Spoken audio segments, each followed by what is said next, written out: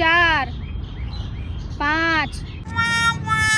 বাবা এ বাবা বাবা বাবা বাবা, আপনার ছেলেও কোনো রকম ঘুষখোর মাস্টারের কাছেই পড়েছিল। কেন কি এমন করেছে? একটা রচনা লিখতে দিয়েছিলাম, দেখুন নিজেই পড়ে কি লিখেছে। রচনা রচনা বলতেই যার কথা আমাদের মাথায় আসে তিনি আর কেউ নন, আমাদের প্রিয় দিদি রচনা ব্যানার্জি। রচনা দিদি গরমে সবাইকে দই খেতে বলেছেন। দই আমরা দুধ থেকে পাই, দুধ আমরা গরু থেকে পাই।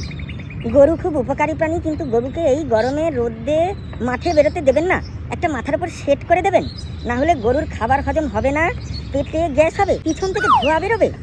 আর ধোঁয়া মানেই আপনার ঘরে শিল্প এসে গেছে। কি শিল্প? চপ শিল্প।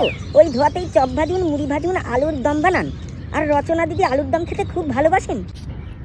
তুই আজকে বাড়ি চল, তোর জন্ম মৃত্যু কিভাবে রচনা হয়েছে সেইটা আমি শেখাবো।